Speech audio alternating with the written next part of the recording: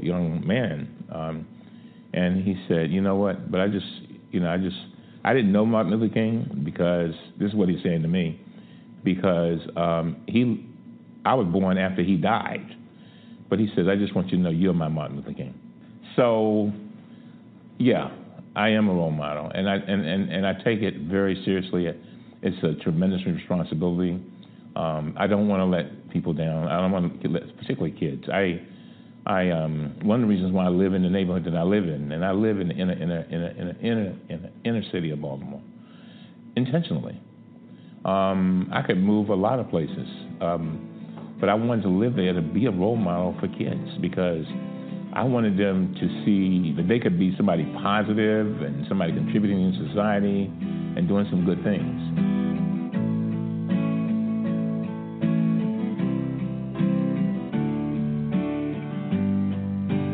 I think people can acquire passion a lot of ways, but one of the most effective ways to acquire passion is through pain. My father went through pain. His father fell sick in the pulpit down in Manning, South Carolina.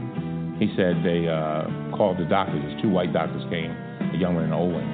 And my father's a little boy now. He was a little boy. And he said he heard them as they were going out. The younger doctor said to the older doctor, Doc, we really need to get this man to a hospital. And my father heard the older doctor say, don't worry about him. He's only a nigger. And my grandfather was dead the next morning. That haunted my father. He talked about that all the way up until a day before he died. So it's my pain when I was put out of my apartment because I didn't have money when I was in law school, and came home and saw all my stuff out on the street. That's one of the things that makes me want to work so hard to keep people in their homes. The pain of my parents. They were deprived of an education living in South Carolina, and they wanted an education for their children. Their pain drove them to drive us and to college educate all 7 of their children on a domestic salary and laborer salary. The other thing that connects me to my constituency is faith and religion. The fact that I believe that I truly believe that I've been placed in this place for a reason, and it's mainly to help people, to touch people's lives, make a difference. And the reason why the connection is so important is because sometimes you got to understand where somebody is. I've often said that I was inspired by my parents' aspirations. In other words, they may never have reached all the goals that they wanted to reach, but I was inspired by watching them as they aspired to accomplish certain things. My proudest moment had to be when we passed the Affordable Care Act. And the reason why it was my proudest moment is because I have seen and known of so many people to die because they did not have health care, that they didn't have insurance, or they were treated poorly in medical situations. And the idea that we could, pass a piece of legislation that would ensure 30 million people, and a whole lot of them would have been people of color. Just the idea of it. So often I see problems, and there's nothing I can do about it, nothing. But here I saw something that even after I'm dead would be touching people's lives and making a difference. And that's why and I tell people, I have never ran away from the Affordable Care Act, never will. You will never get me to apologize for it, because I know how important it is, because the alternative is for people to get sick and die. In all my life, and I'm 61 now, I have never heard my mother say congratulations. My mother has never said congratulations to me for anything that I can remember. Instead, she says things like this: Elijah, the Lord has blessed you to have the skills that you have. The Lord is, but she'll call me up. If she sees me on television, she'll call me up and say, the Lord bless you to be able to help them people stay in their house. And So I realize what she's saying, I think she's intentionally not giving me the credit. She's trying to make sure I remain humble and understand that I have been placed here for a reason, and that the fact that she only had the equivalent of a second grade education, this is her way of extending herself to be able to do the things that she wished she had been able to do if she had had the opportunity. So I kind of owe it to her, to my father, and to the people who came before me who dreamed the big dream. You can either control your destiny or let life just control you. And I think people need to try to bring as much. I always tell my kids, control what you can control. And I think that if people, you know, I think one of the things that frustrates me most is people who just sit on the sidelines of life and complain. See, my daddy wasn't like that. My daddy, if you complain, you better have a solution coming right after the complaint.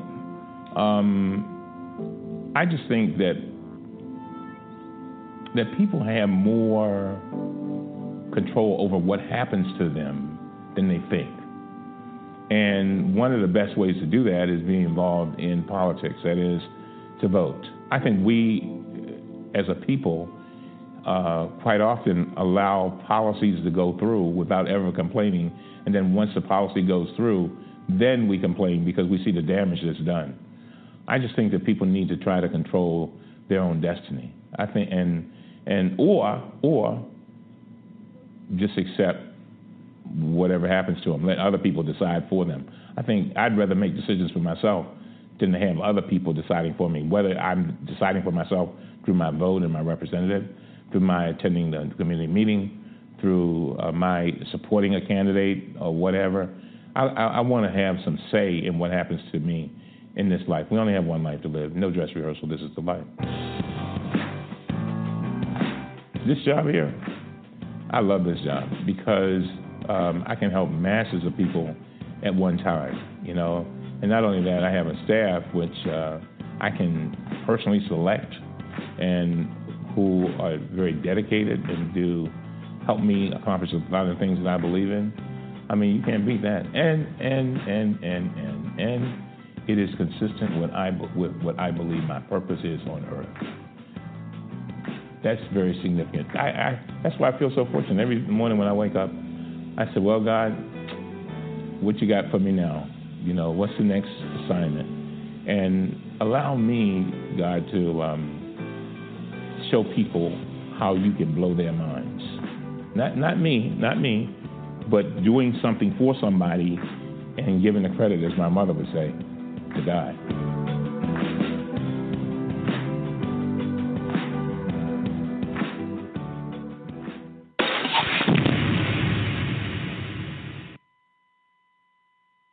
Focused on. You're back. Thank you very much.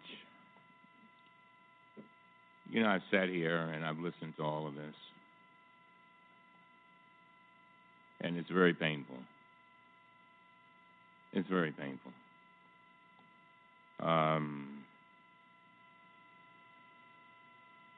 You made a lot of mistakes, Mr. Cohen, and you've admitted that. And, you know, one of the saddest parts of this whole thing is that some very innocent people are hurting too. And you acknowledge that. And that's your family. And so you come here today and I deep in my heart, and when I practiced law, I represented a lot of lawyers who got in trouble. And you come saying, I had made my mistakes, but now I want to change my life. And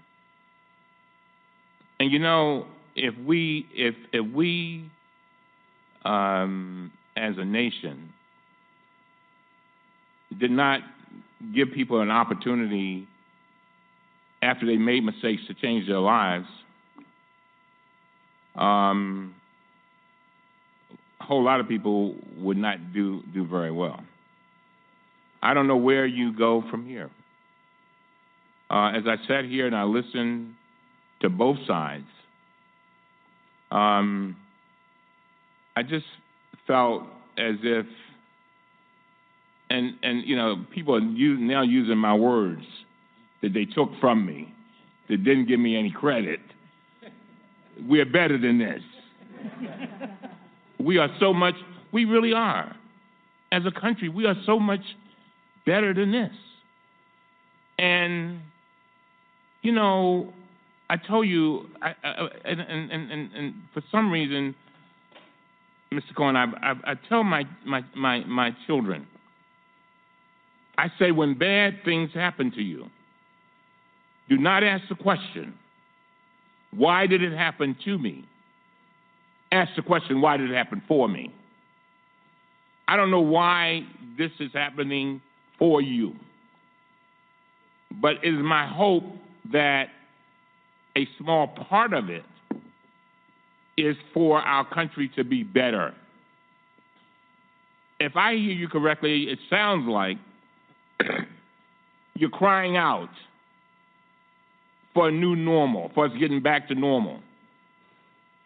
It sounds to me like you want to make sure that our democracy stays intact.